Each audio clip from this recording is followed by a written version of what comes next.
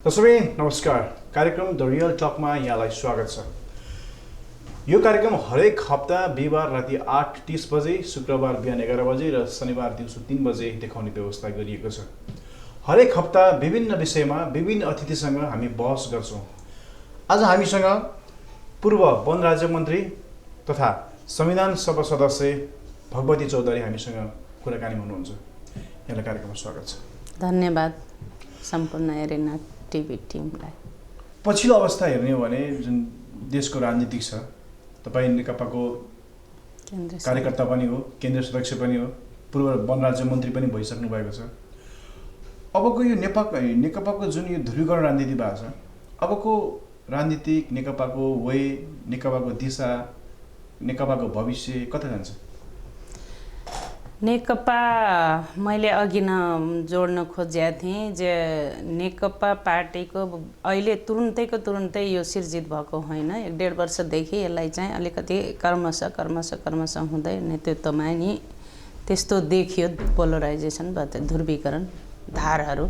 त्यो धार भनेको अब पार्टीभित्र भनौँ न, महाधिवेशनबाट आउँदा चुनाव हुन त जनताको बहुदलीय जनवाद मान्ने भएपछि चुनावी प्रक्रियाबाट प्रतिस्थापित जसले गरे हुन्छ त्यो चाहिँ स्वीकार्य हुने कुरा जुन छ अनि विचार र सिद्धान्त आधारमा त्यसरी चाहिँ डोरिने हो। नेता कार्यकर्ताहरू विधि र पद्धति र साङ्गठनिक यसको ढाँचाको रूपमा वाम गठबन्धन जब हामी सङ्घीय चुनाव, प्रादेशिक र सङ्घीय चुनाव लड्नको लागि वाम गठबन्धन भयो, दुई ठुला कम्युनिस्ट पार्टीहरूको यसरी चाहिँ सङ्घीय चुनावमा जाने, त्यसले जित हासिल पनि अलिक झन्डैको 2/3 बहुमत पनि ल्यायो। त्यसमा चाहिँ अर्को प्रभाव भने सामान्य प्रधानमन्त्री केपी शर्मा ओलीको जुन पहिलोचोटि प्रधानमन्त्री हुँदाखेरि जुन संविधान बन्ने कि नबन्ने जुन संविधान बन्यो, अलिकति प्रेसरै गरेर भनौँ न, हाम्रा नेतृत्वहरूको प्रेसरले नै संविधान बन्यो। यद्यपि त्यस बेला चाहिँ नेकपा एमाले भनौँ न प्रतिपक्षमा थियो। त्यस बेलाको सरकार सुशील कोइराला प्रधानमन्त्री हुनुहुन्थ्यो। यद्यपि संविधान अलिकति ढिलो गरौँ भने 6 महिना 7 महिना भने धेरैको त्यसरी आएको थियो। अझ अब त्यस्ता शक्तिहरू, प्रक्रियावादी शक्तिहरू सल्बलिएको थियो। अब तर हाम्रा नेतृत्वहरूले सही डिसिजन के गर्नुभयो भने संविधान अझ 6 महिना ढिलो गर्यो भने भोलिको दिनमा के हुन्छ झन् ट्रान्जिसन लम्बिँदै जान्छ तरल अवस्था भन्ने कुरा सोचले गर्दा संविधान डिक्लेयर पश्चात अनि त्यस पश्चात लगत्तै केपी शर्मा ओली प्रधानमन्त्री पनि हुनुभयो।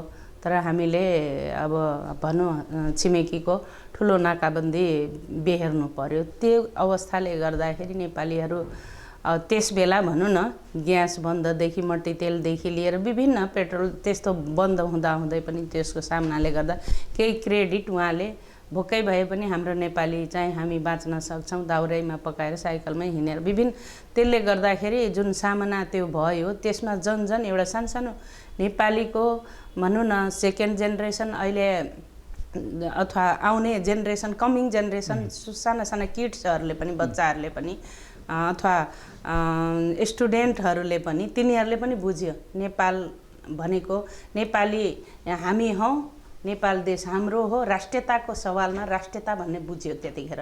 त्यसकारण उहाँको नाममा पनि क्रेडिट थियो। त्यसले चाहिँ 2/3 बहुमत त ल्यायो।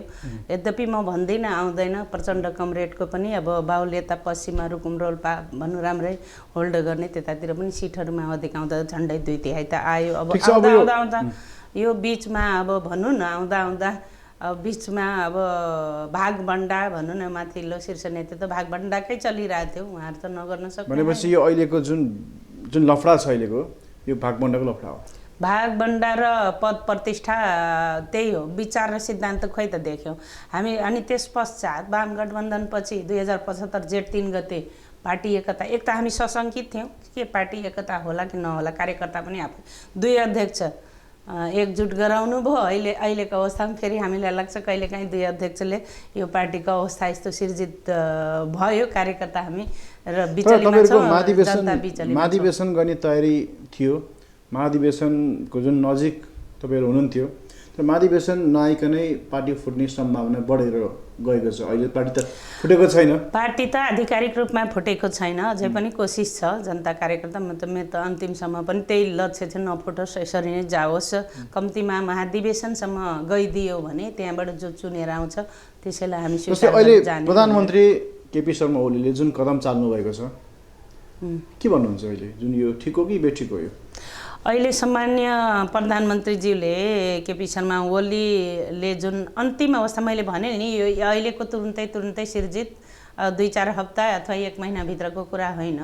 अब विगत तपाईँको 74 मङ्सिरमै चुनाव सकेको हो, मङ्सिर 17-21 के अरे अन्तिम चुनाव यतातिरको भनौँ। त्यसरी सक्दाखेरि अब त्यो बेलाको चुनाव सके पश्चात तपाईँको फागुनको 17 मात्रै उहाँले शपथ ग्रहण गर्नुभएको छ। केही चिज त थियो त्यहाँ, माने त्यस्तो भागभण्डा अथवा केही नमिलेको त्यस्तो चिजहरू। किन अब प्रधानमन्त्री जब हामी उहाँलाई देखाएर पनि अबको भावी प्रधानमन्त्री केपी ओली भनेर पनि धेरै क्याम्पेनहरू, भोट क्याम्पेनहरूदेखि लिएर पार्टीले पनि त्यसरी चाहिँ उहाँलाई अगाडि राखेर त्यसरी चाहिँ ल्याएको थियो। तर त्यस्तो भयो, सिर्जित हुँदै हुँदै हुँदै हुँदै बिचबिचमा अब विभिन्न गाठाहरू, अब केही कमी कमजोरी होला सरकारको, हामी भन्दैनौँ सबै आउँला सबैको शुद्धै हुन्छ भनेर, तर त्यो कमी कमजोरीका बावजुद पनि कमी कमजोरीलाई त्यहाँ औलाएर यसलाई चाहिँ ठिकसँग सङ्गठित रूपमा पार्टी नफुट्ने दिशामा एउटा चाहिँ त्यसरी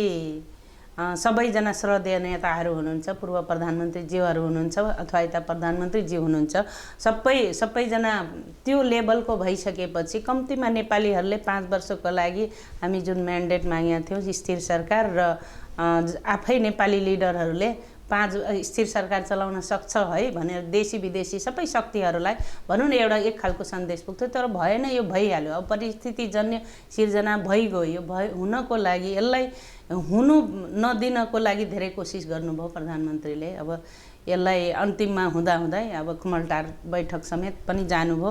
त्योभन्दा अगाडि सहमति गरौँ बैठक गरौँ भन्दा अब ल्याउनुहोस् तपाईँहरूको सिट के छ बसौँ भन्दाखेरि अब धेरै त्यो चारैतिरबाट घेराबन्दीको अवस्थामा हुँदाखेरि जुन अन्तिममा हस्ताक्षर गरेर सांसदहरूको हस्ताक्षर गरेर महामहिम राष्ट्रपतिकोमा जुन लगिएको थियो नेताको भनौँ न आदेश बेगर, अब नेताको विरुद्ध, दलको नेताको विरुद्ध चाहिँ पनि अविश्वास गर्ने, अर्को सदन खोलाएर यसलाई चाहिँ प्रधानमन्त्री विरुद्ध अविश्वासको प्रस्ताव गरेर महाभियोग, राष्ट्रपतिलाई पनि महाभियोग हुन सक्यो भने प्रधान न्यायाधीशलाई पनि त्यस्तो खालको जुन रचना थियो यो थाहा पाइसकेपछि अन्तिम अवस्थामा प्रधानमन्त्रीले बाध्यतावश यो कुरा चाहिँ ल्याएको हो।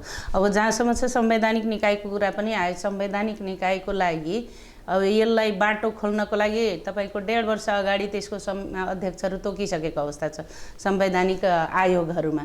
अब आयोगहरूमा सदस्य बेगर एकजनाले अब के गर्ने काम गर्ने नगर्ने, संवैधानिक आयोग तोकेपछि त्यो फङ्सन हुनु पर्यो, त्यो पनि पूर्तिहरू गर्न सकेका थिएन। आखिर हामी जहाँ भन्छौँ शीर्ष नेतृत्वहरू आखिर भागभण्डाकै चलिरहेको थियो भने कार्यकर्ताले गएर त त्यहाँ खोसेको थिएन। अहिले भागभण्डाकै राजनीति बिग्रमाल होइन। जस्तै अब पार्टी फुटिहाल्यो भने तपाईँ प्रचण्ड नेपाल पक्ष कि ओली पक्ष?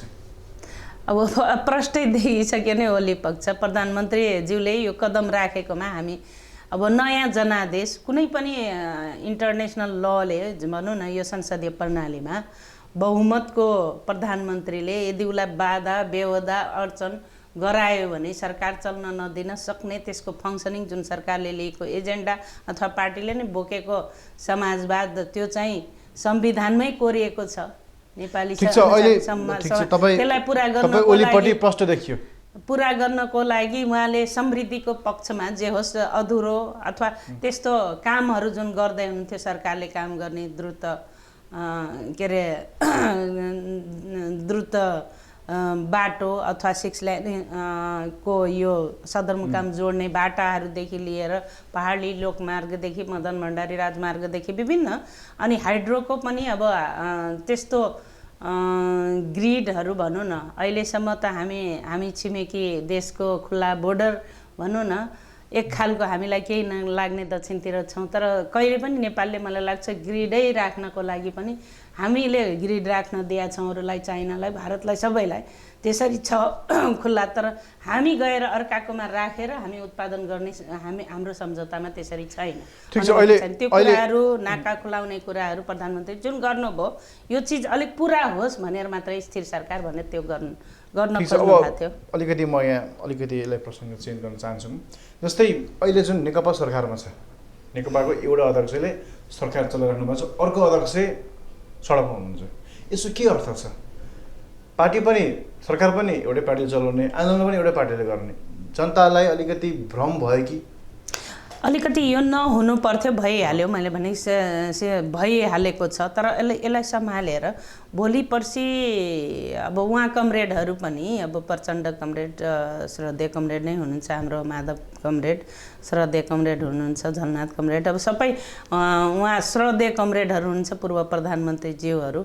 भोलिको दिनमा देशलाई पनि जोगाउने गरी त्यो अर्थमा चाहिँ अब कोही अटोक्रेट भयो अथवा यस्तो भयो, कुनै पनि सिद्धान्त विचार अथवा मुलुकलाई समृद्धितिर लाँदाखेरि थोरै अलिकति हामी एग्रेसिभली गएनौँ भने थोरै अलिकति अटोक्रेट हुनैपर्छ, अनि मात्रै सफलता हासिल गर्न सक्छ। आज यसको कुरा सुन्ने, घ्याच्च रोक्ने, आज उसको कुरा सुन्ने, घ्याच्च रोक्ने, त्यस्तो भयो भने त्यहाँ त्यो तरिका द्रुत रूपले चाहिँ काम गर्न सक्दैन, त्यसले चाहिँ सस्टेनेबिलिटी लिँदैन। एउटा हामी रणनीति तय गरेपछि, जस्तो पार्टीले रणनीति तय गरेको छ, सरकारमा नेता पठाएको छ, सरकारले एउटा रूपमा काम गरेको छ भने पार्टीको काम फिडब्याकहरू दिने हो। त्यो रणनीतिमा सरकार पनि ठिक ठाउँमा छ छैन, मुभ गरेको छ छैन, ठिक ठाउँमा छ भने जस्तो राष्ट्रिय हितका योजनाहरू, जनता हितका, जनताले के चाहेको छ नेपाली जनताले, आखिर नेपाली जनताले भोट दियो हो, नेपालीहरूलाई समाजवाद चाहिएको छ, ऊ दुई छाक खाना पाउनु पर्यो, 2 सरो लुगा लगाउनु पर्यो, ऊ चाहिँ अकालमै मृत्यु हुन नपाओस्, उसको गाउँघरमै स्वास्थ्य सेवाहरू पाउनु पर्यो, अस्पताल कलेजहरू उसको बालबच्चा पढ्न पाउनु पर्यो, हरेकको घरमा स्वरोजगारी हुनु पर्यो उसको क्षमता अनुसारको। त्यसका यही नचाहेको हो भनेपछि त्यसैको लागि अलिकति सस्टेनेबल रणनीति जुन बनाएर गएको छ यो चिजलाई लिएर जानु पर्थ्यो, न कि भागबन्डाकै उसमा पद र प्रतिष्ठामै मात्रै अल्झेर भन्दा हाम्रो राष्ट्रिय मुद्दा चाहिँ कहाँ हो, हाम्रो केन्द्र भागमा जनताको चाहना के हो भने त्यो चिजमा अलिकति थोरै नेताहरू खस्किनु भएको छ। त्यसकारण अब भोलि पर्सि आउन त फेरि एकै ठाउँमा आउने हो, अझै पनि हामी भन्छौँ एकै ठाउँमा जुटेरै जाने। भनेपछि अहिले चाहिँ पार्टी फुटाए जस्तो गर्ने, म कुट्छु त चाहिँ रोए जस्तो गर भन्ने खालको हो अहिले चाहिँ तपाईँको विचारमा? अब फुटे जस्तो रोए जस्तो अब केही त भएको छ, एकले अर्कालाई खुइल्याउने नहुनुपर्ने गाली गलौज हामीलाई सुन्दाखेरि कस्तो कस्तो लाग्छ। एक प्रधानमन्त्रीले अर्को प्रधानमन्त्रीसँग दोरी खेलिदिनु भएको छ, अर्को तपाईँहरूकै अर्को अध्यक्षले चाहिँ उहाँले ब्याटल हार्नुभयो भन्नुभएको छ होइन? अनि यो खालकाहरू शब्दहरूले कार्यकर्ता अथवा आम जनतामा चाहिँ कस्तो खालको सन्देश जान्छ?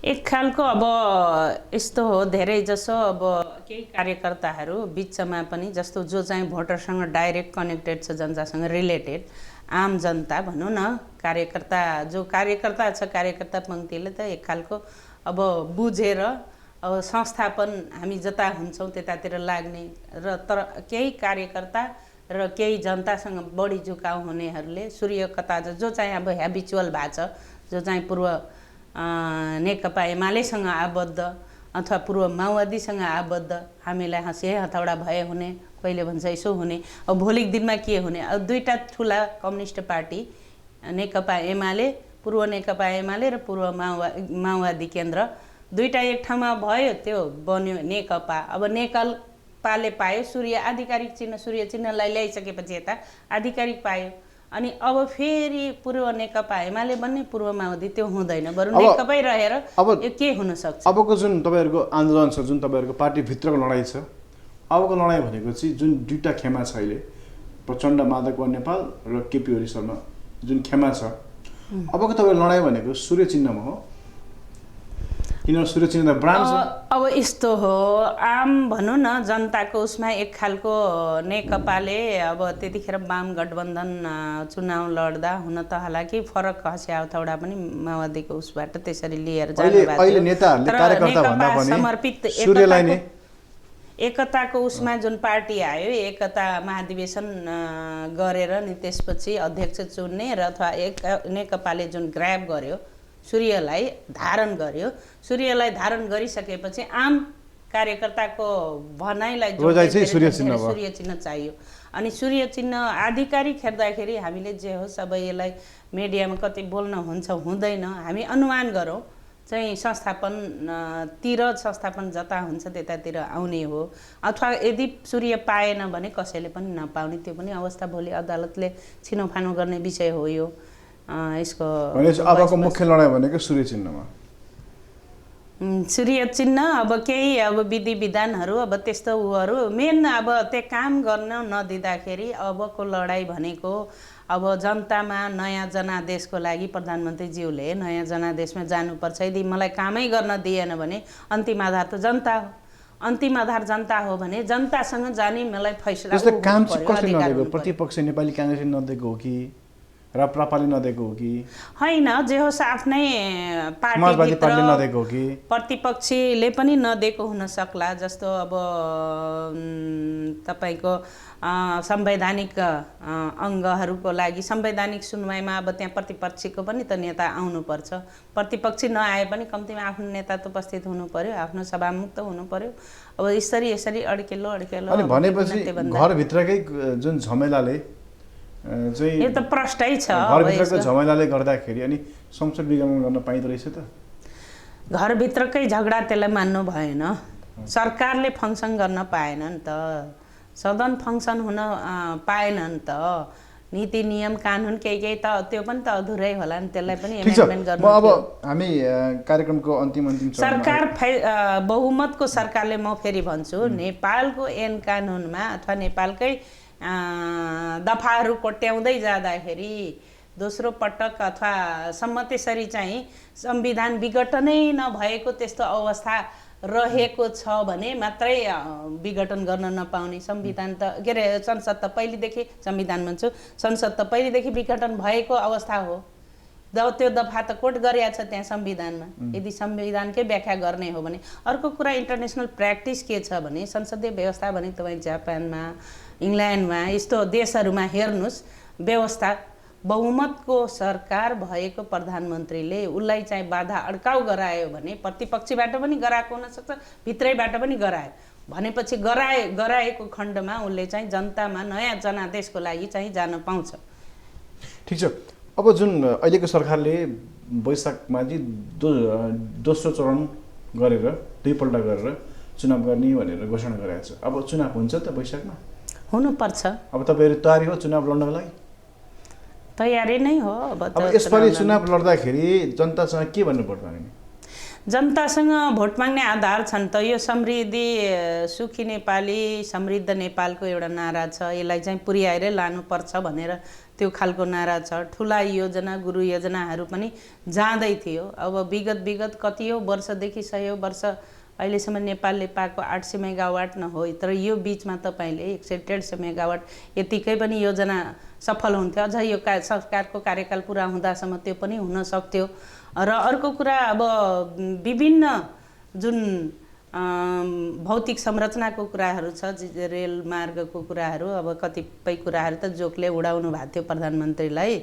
के अरे अहिले पनि टिकटक धेरै बन्न थालेछ यो त्यो ल्याउने त्यो चाहिँ अब इन्डिया के अरे चाइनासँग त आखिर सम्झौता त गर्नु भएको छ चाइनाको समुद्रलाई सामुद्रिक बन्दरगाहलाई युज गरेर नेपालीको झण्डा राखेर त्यहाँ त फहराउन पाउने अथवा चाइनासँग भोलि पर्सि नेपालीले त्यस्तो नाकाबन्दी हिजोको दिनमा मट्टी तेल पनि नपाउने ग्यास तेल पेट्रोल पनि नपाउने भन्ने अवस्था नआओस् कम्तीमा यतापट्टिको ढोका खुल्ला गर्यो भने हाम्रो विश्वको कुनै कुनाबाट त्यहाँ छिर्न सक्छ भने त्यो खालको कामहरू त गर्नु भएको छ यसकारण यो चीजहरू एउटा एजेन्डा हो भने अर्को कुरा भ्रष्टाचार अलिकति हामी माथिल्लो भनौँ न सिंहदरबारको कुराहरू स्थानीय तहमा ल्याएको छौँ प्रादेशिक सरकार छ अहिले माथि यो संघीय सरकार छ अब तीन तहको सरकार गर्दाखेरि म भन्दिनँ एकदम शुद्ध आत्माले सरकार सबै सरकारहरू शुद्धै छन् भनेर भ्रष्टाचार बढेको छ सबै ठाउँमा यो भ्रष्टाचारीहरूलाई पनि अलिकति कारबाही गर्नुपर्छ अबको सरकारको एजेन्डा एउटा त्यो पनि लिएर जानुपर्छ भन्ने एजेन्डा छ प्रशस्त ठीक छ हामी अब अलिकति राजनीतिक गफभन्दा पनि समसामयिक विषयवस्तुतिर प्रवेश गरौँ। तपाईँ राजनीतिज्ञ भन्दा पनि सामाजिक भनेर पनि चिनिनुहुन्छ दुबी क्षेत्रमा। यो एउटा माइक्रो फाइनेन्स चलाएर बस्नु भएको छ फरवर्ड। दुबी मात्रै देशैभरि छ। देशैभरि छ तर केन्द्र चाहिँ दुबीबाट। केन्द्र प्रधान कार्यालय दुबीमा छ। के हो यो माइक्रो फाइनेन्स भनेको? माइक्रो फाइनेन्स या लघु वित्त भनेको सानो सानो पुँजीहरू जनताको जसको घर दैलोमा उसले चाहिँ पुँजी चलाउन पाएको छैन, उसलाई काम गर्ने इच्छा छ। धनीलाई सबैले ऋण दिन्छ, धनीलाई सबैले पत्याउँछ। एक फोन गरिदियो फल्नालाई यसो गरिदिनु भने पत्याउँछ। विदाउट कोल्याटरल भनौँ न, बिना धितोक पनि ठुल्ठुला साहु महाजन या नेपालको ठुलो बिलियनहरू भनौँ न, बिलिनियरहरू पनि त्यसरी चाहिँ गर्दाखेरि बैंकले पत्याउने, तर गरिबलाई कसैले पत्याउँदैन। त्यसकारण गरिबको घर दैलोमा माइक्रो फाइनेन्स भनेको, लघु वित्त भनेको गरिबको घर दैलोमा कम्तीमा उसलाई चाहेको, उसले खुन्जी गर्न चाहन्छ, उत्पादन गर्न चाहन्छ। कहिले बाख्रै पालन गर्ला, कहिले कुखुरै पालन गर्ला, कहिले बेसार खेती गर्ला, कहिले तरकारी खेती गर्ला, त्यस्तोहरूलाई, अथवा कहिले बिस्कुट फ्याक्ट्री गर्ला, कहिले सानो इन्डस्ट्री गर्ला। त्यस्ताहरूलाई जति सक्दो अलिकति उसको क्षमता अनुसार उत्पादन गर्ने खालको उद्यम चलाउन चाहन्छ भने त्यसको घर दैलोमा पुँजी पुर्याउ हो। घर दैलोमा डोर स्टेपमा पनि पुर्याउ भनेर त्यसरी चाहिँ लघु वित्तको मेन अवधारणा त्यो हो। गरिबी त्यसकारण माइक्रो लेभलमा सानो ठाउँमा, ठुलो होइन। तपाईँ एउटा नारी पनि हुनुहुन्छ, महिला पनि हुनुहुन्छ। यो समाजमा महिला भएर काम गर्दाखेरि कतिको गाह्रो रहेछ? यो समाजमा अब अहिले संरचना होलिस्टिक संरचना नेपालको भनौँ न, पितृसत्तात्मक नै हो, प्याट्रिसियल सोसाइटी नै भन्छ यसलाई। यो पितृसत्तात्मक सोसाइटी भएको हुनाले यहाँ अङ्गहरू, सङ्घ सङ्गठनहरू, पोलिटिकल इन्स्टिट्युसनहरू, तपाईँको सरकारको इन्स्टिट्युसनहरू, एभ्रिथिङ सबै चाहिँ अलिकति यो के अरे नै छ, प्याट्रिसियल नै छ, तपाईँको पितृसत्तात्मक नै छ। त्यो आधारमा कता अब म जस्तो कहिलेकाहीँ लाग्छ एन्टरप्रेन्योर भएर पनि अलिक काम गरेको छु, सोसल सेक्टर सोसलिस्ट भएर पनि काम गरेको छु, समाजमा पनि घुलमिल गरेको छु, तर पनि कता कहिलेकाहीँ मूल्याङ्कन कदरमा चाहिँ अलिकति त्यसरी चाहिँ कम हुँदो रहेछ। त्यस्तो इन्स्टिट्युसनबाट जहाँ चाहिँ भ्यालेसन हुनुपर्ने, मार्किङ हुनुपर्ने, त्यस्तोबाट। अब हिजो अस्ति पनि 2 चुनावै लडेँ मैले, 2 चुनाव लडेँ। कस्तोसँग लडेँ र कहाँ लडेँ मलाई कहिलेकाहीँ लाग्छ। नेकपाकै केन्द्र कमिटीको पार्टीमा भनेको थिएँ, देशभरिकै सबैभन्दा महँगो क्षेत्र 165 निर्वाचन क्षेत्र मध्ये भन्दा तपाईँ इभ्यालुएसन गर्नुहोस्, यो 3 नम्बर क्षेत्र सुनसरीको सबभन्दा एक्सपेन्सिभ किन भयो त? त्यो एक्सपेन्सिभ किन भयो त? कसका कारणले? यो चाहिँ त्यो त राज्यले एउटा चुनाव लड्नको लागि, उठ्नको लागि कति खर्च आउँदो रहेछ? तपाईँ त 2 पल्ट उठिसक्नुभयो। अब खर्चको कुरा अब त्यस्तो अब एउटा मापदण्ड त क्या हुन्छ निर्वाचन आयोगले, हामीले धेरै खर्च हुन्छ भने हामीले सुनेका छौँ। एक्सपेन्सिभ भनिहाल्यो नि त। अब अहिले के भयो भने जनता पनि अब हिजोको दिन जस्तो भएन। हिजो त चुनावै लड्दा, फल्ना लड्दा, चिल्ला लड्दा ल उसले सहकार्य गरिदिने। अर्को कुरा कम्युनिस्टहरूको त कम्युनिजमको त साझेदारी हुन्छ, एकले अर्कालाई यसो सपोर्ट गर्ने, सहयोग गर्ने, त्यो कुरा अलिकति थोरै कमी हुँदै गयो। अर्को कुरा कार्यकर्ता चल्नको लागि पनि अब हिजोको दिन जस्तो साइकलै पेलेर, मोटरसाइकल पेलेर, आफ्नै हालेर, त्यसलाई हालेर त्यस्तो चाहिँ अहिले चलिरहेको छैन। अहिले हरेकलाई त्यसरी सबै अलिकति त्यसरी व्यवस्थापन गर्दाखेरि माने त्यसरी खर्च आउँदो रहेछ। जस्तो ठिक छ, हामी अब राजनीतिक कुरा गऱ्यौँ, सामाजिक पनि कुरा गरौँ, अलिकति मनोरञ्जनको कुरा गरौँ। सिनेमा कति हेर्नुहुन्छ? खै अब धेरै हेर्दैन कहिलेकाहीँ। अब त्यसमा पनि म त कति 54 सालदेखि 54-55 देखि सिनेमै हेर्दिन्थेँ। लास्ट कुन सिनेमा? अनि त्यसपछि यो पछिल्लो कालखण्डमा कति 67-68 यो 73-74 पछि भनौँ न, हाम्रो त्यो ऊ भयो नि 9औं महाधिवेशन 69-70तिर, त्यसपछिदेखि केही एकाधवटा सिनेमा लास्ट खै अब त्यो के कुन हेर्नुभयो सब लास्ट सिनेमा? खै सलमान खानको के छ नि त्यो हो उसँग, सलमान खानको हेर्नु लास्ट सिनेमा? सलमान खानको एउटा के दबङ के हात नामै म बिर्सेँ। नेपाली सिनेमा कति हेर्नुहुन्छ? सिनेमै हलै जाँदैन, हेर्दैन। ठिक छ। त्यति छ। तस्बिन आज हामीसँग पूर्व वन राज्य मन्त्री भगवती चौधरी, संविधान सभा सदस्य हुनुहुन्थ्यो। उहाँसँग हामीले अन्तरङ्ग कुराकानी गऱ्यौँ। अर्को हप्ता फेरि हामी अन्य अतिथिसँग आउने विचार गर्दै यहाँलाई पनि समय दिनुभएकोमा धेरै धेरै धन्यवाद। धन्यवाद तपाईँ समीर भाइ लगायत सम्पूर्ण तपाईँ एरिना टेलिभिजनको टिमलाई दर्शक सामु मेरो कुराहरू राख्ने मौका दिनु। धन्यवाद। Thank you. धन्यवाद।